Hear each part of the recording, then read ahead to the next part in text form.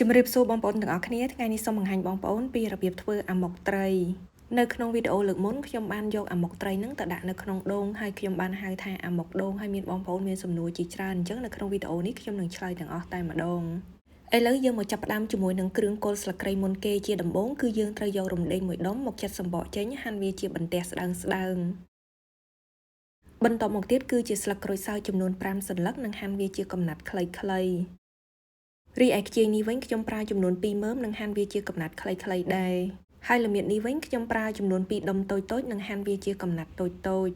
រីឯគល់ស្លឹកគ្រៃវិញខ្ញុំប្រើចំនួន2ដើមនិងហាន់វាជាចំណិតស្ដើងចំពោះម្ទេសក្រៀមខ្ញុំប្រើចំនួន3ផ្លែនិងយកវាមកត្រាំទឹកឲ្យទន់សិន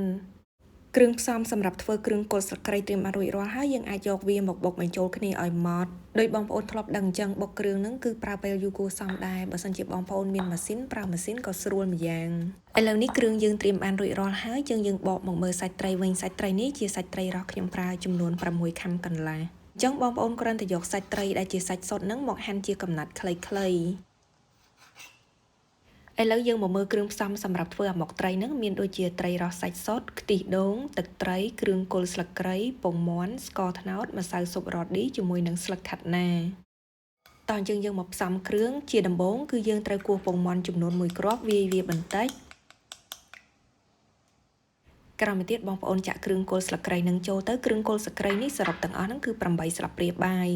ទឹកត្រី3ស្លាបព្រាបាយស្ករត្នោត1ស្លាបព្រាបាយពេញខ្ទិះដូងដើម2ខាំ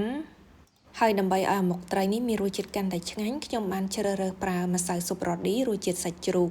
អញ្ចឹងខ្ញុំប្រើម្សៅស៊ុបរ៉តឌីរសជាតិសាច់ជ្រូកនឹងចំនួនកន្លះស្លាបព្រាបាយបងប្អូនម្សៅស៊ុបរ៉តឌីនឹងមានពីររសជាតិគឺរ៉តឌីសាច់មាន់និងរ៉តឌីសាច់ជ្រូកដែលផលិតឡើងពីសាច់សុទ្ធល្អរួមបញ្ចូលជាមួយខ្ទឹមសនិងម្រេចដែលធ្វើឲ្យមុខម្ហូបមានក្លិនឈ្ងុយនិងរសជាតិកាន់តែឆ្ងាញ់ហើយសម្រាប់មុខម្ហូបប្រឡាក់ឆានិងស្លបងប្អូនកុំភ្លេចម្សៅស៊ុបនិងដុំស៊ុបរ៉តឌីចំណែកឯកញ្ចប់របស់ម្សៅស៊ុបរ៉តឌីនឹងមានច្រើនខ្នាតដែលបងប្អូនអាចជ្រើសរើសបានខ្នាតទី1គឺ650ក្រាមទី2 400ក្រាមទី3 165ក្រាមនិងចុងក្រោយគឺ17ក្រាមឥឡូវយើងបកមកមើលគ្រឿងសម្រាប់លាយអាម៉ុកត្រីនេះវិញអញ្ចឹងបងប្អូនគ្រាន់តែច្របល់ចូលគ្នាឲ្យសព្វរួចហើយយើងចាក់ត្រីចូល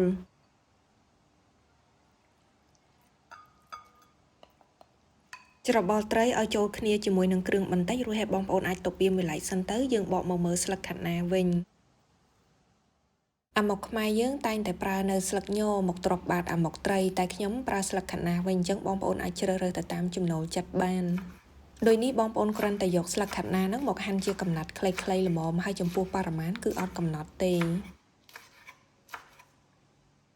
រីឯគ្រឿងដែលយើងត្រូវរោយពីលើអាម៉ុកហ្នឹងមានដូចជាស្លឹកក្រូចសើចអញ្ចឹងបងប្អូនគ្រាន់តែយកវាមកហាន់ជាសរសៃស្ដើងម្ទេសដៃនាងខ្ញុំហាន់វាជាចំណិតតូចជំហានបន្ទាប់យើងនាំគ្នាមកធ្វើកន្ទងស្លឹកចេកកន្ទងស្លឹកចេកនេះគឺបងប្អូនអាចធ្វើទៅតាមវិធីបងប្អូនបានតែបើសិនជាបងប្អូនអត់ចេះទេអាចមើលតាមវិធីរបស់ខ្ញុំក្នុងការធ្វើកន្ទងនេះខ្ញុំបានប្រើស្លឹកចេកពីរស្រទាប់ដើម្បីកុំឲ្យវាងាយធ្លាយនៅពេលដែលយើងយកវាទៅដាក់ចំហុយហើយដើម្បីងាយស្រួលក្នុងការបត់កន្ទងហ្នឹងបងប្អូនត្រូវយកស្លឹកចេកទៅរោលភ្លើងឬក៏ស្រុះទឹកក្តៅសិនដើម្បីឲ្យវាទន់ហើយចំពោះវិធីនៃការបត់កន្ទងហ្នឹងបងប្អូនអាចមើលដូចដែលបានបង្ហាញនៅក្នុងវីដេអូនេះអញ្ចឹងខ្ទាស់រួចរាល់ហើយបងប្អូនអាចយកកន្ត្រៃមកកាត់ចុងស្លឹកចេកបន្តិចឲ្យវាចេញរាងមូលត្រៀមកន្ទងស្លឹកចេករួចបងប្អូនអាចយកស្លឹកខាត់ណាហ្នឹងមកដាក់ទ្រាប់បាតរួចហើយគឺយើងនឹងយកគ្រឿងត្រីដែលយើងបានលាយតាំងពីដំបូងហ្នឹងមកដាក់ពីលើដួសត្រីដាក់ចូលទៅក្នុងកន្ទងរួចរាល់បងប្អូនអាចដាក់វាចូលទៅក្នុងឆ្នាំងចំហុយទៅហើយយើងត្រូវរងចាំទឹកឲ្យពុះសិនចាំលើកឆ្នាំងនឹងដាក់ចូលចាឥឡូវនេះទឹកបានពុះហើយអញ្ចឹងបងប្អូនអាចលើកឆ្នាំងត្រីនឹងដាក់ចូលទៅរួចហើយយើងដាក់វាចំហុយរយៈពេល15នាទីទៅ20នាទីចំហុយបានគ្រប់20នាទីសាច់ត្រីរបស់យើងក៏វាបានឆ្អិនដែរអញ្ចឹងបងប្អូនអាចយកទឹកខ្ទិះដូងដើមនឹងមកស្រូបពីលើបន្ថែមបន្តិចទៀតខ្ទិះដើមរបស់ខ្ញុំនេះវារាងខាប់ដែរអញ្ចឹងខ្ញុំអត់បានយកវាទៅលាយជាមួយម្សៅពោតឬក៏ម្សៅឆានោះទេ